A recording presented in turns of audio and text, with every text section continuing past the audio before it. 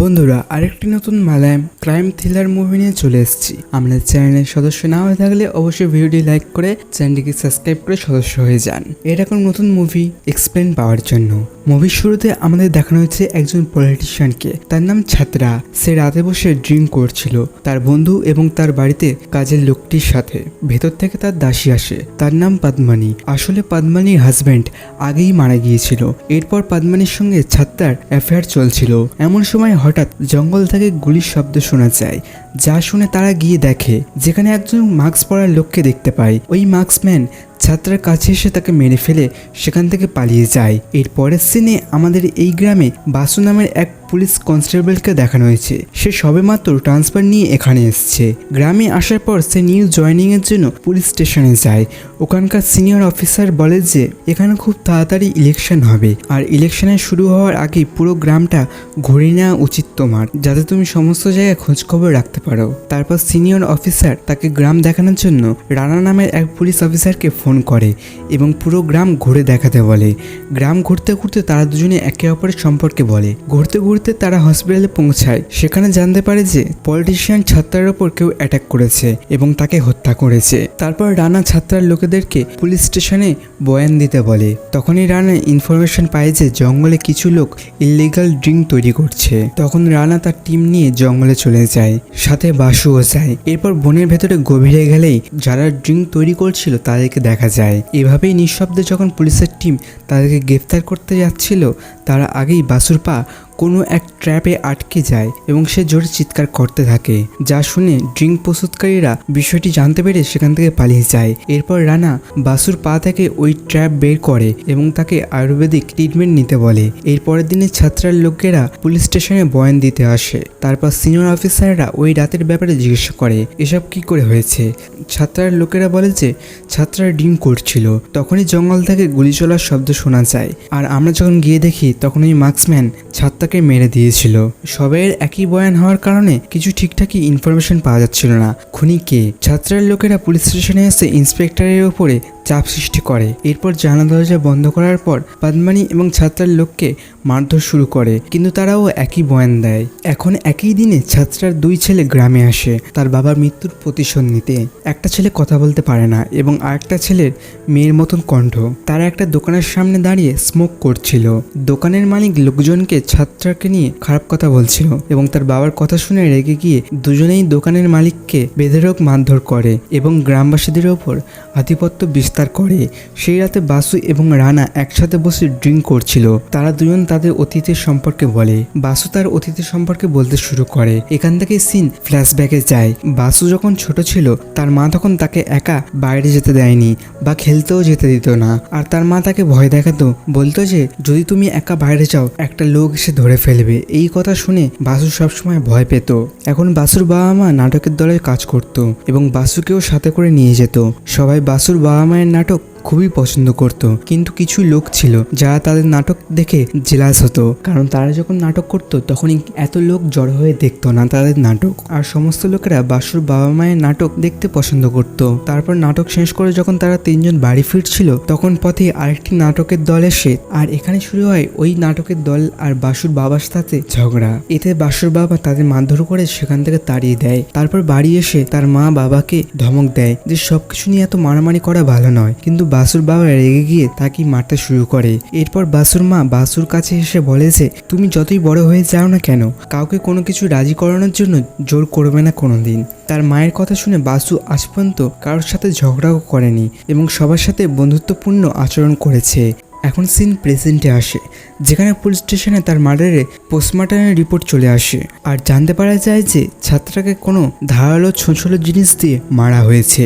তখন এক পুলিশের সদস্য বলে যে শুধুমাত্র কলিয়ার নামের একজন ব্যক্তি এমন ধারালো ছোঁছলো হাতিয়ার ব্যবহার করে, কারণ সে অতীতেও এমন জিনিস দিয়ে অনেক মানুষকে হত্যা করেছে।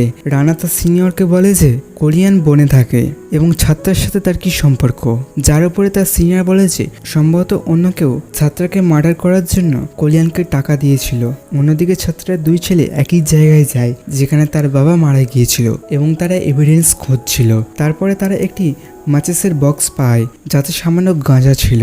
বাসায় আসার পর দুজনেই কাজের লোককে জিজ্ঞাসা করে যে এখানে এমন গাঁজা কে ব্যবহার করে। কাজের লোকটি বলে যে এই ধরনের গাঁজা ছাত্রার বন্ধু মণি ব্যবহার করে। বিষয়টি জানার পর তারা দুজনেই মণিকে খুঁজে বের করে আর তাকে মারধর করে এবং কেন সে তার বাবাকে মেরেছে তার কারণ জিজ্ঞাসা করে। কিন্তু মণি বলে যে আমি এই সম্পর্কে কিছুই জানি না। কিন্তু পদ্মানি ছাত্রার কাছাকাছি ছিল, কেননা সে বেশিরভাগই ছাত্রার সাথে থাকতো, হয়তো সে কিছু জানে।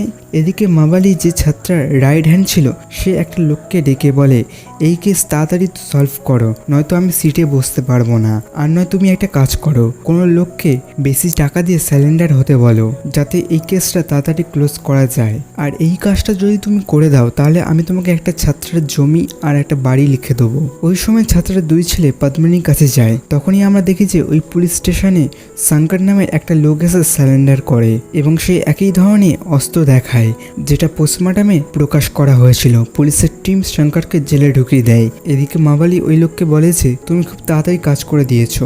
ওই লোক তখন বলে যে আমি তো এখনো পর্যন্ত কিছু করিনি আর কাউকে পাঠায়নি। এটা শুনে মাবালি চিন্তায় পড়ে যায়। পরের দিন ছাত্ররা দুই ছেলে রেগে গিয়ে পুলিশ স্টেশনে যায়। ওই অবস্থায় শঙ্করকে মারতে আসে, কিন্তু পুলিশের টিম কোনোভাবে তাদের সেখান থেকে তাড়িয়ে দেয়। আর যাওয়ার সময় রানা তার হাত থেকে বন্দুকটি ছিনিয়ে নেয় যাতে সে শঙ্করকে হত্যা করতে না পারে।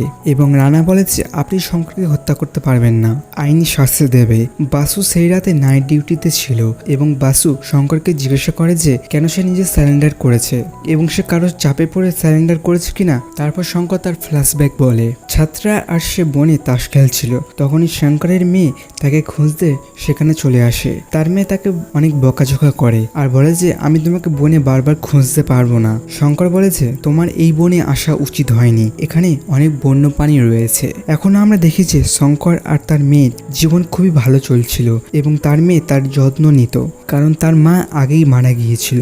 কিছুদিন পর শঙ্করের মেয়ে আবার তাকে খুঁজতে বনে যায়। তারপর রাত হয়ে যায় কিন্তু সে আর ফিরে আসে না। শঙ্কর যখন এই কথা জানতে পারে সে তার মেয়েকে খুঁজতে সমস্ত লোককে নিয়ে জঙ্গলে যায়। তারপর সে তার মেয়ের মৃতদেহ খুঁজে পায়, যা দেখে সে সম্পূর্ণ ভেঙে পড়ে এবং কাঁদতে থাকে। তারপর পুলিশ এসে সমস্ত লোকের সাথে কথা বলে। তারা জানতে পারে যে শঙ্করের মেয়ে অসুস্থ ছিল, তাই পুলিশের ধারণা মেয়েটি নিশ্চয়ই জঙ্গলে গিয়েছিল এবং কারোর সাহায্য না পাওয়ায় সে মারা গিয়েছে। পুলিশ এই কেস এখানেই ক্লোজ করে দেয়। তারপর পুলিশ ওখান থেকে চলে যায়। পরে সেই রাতে এক মহিলা শঙ্করের কাছে এসে বলে যে আমি যখন আপনার মেয়ের শরীর পরিষ্কার করছিলাম তখন তার শরীরে কিছু চিহ্ন ছিল, কেউ তাকে কিছু দিয়ে মেরেছে, তারপর তার সাথে খারাপ ব্যবহার করেছে। তখনই শঙ্কর একথা জানতে পারে।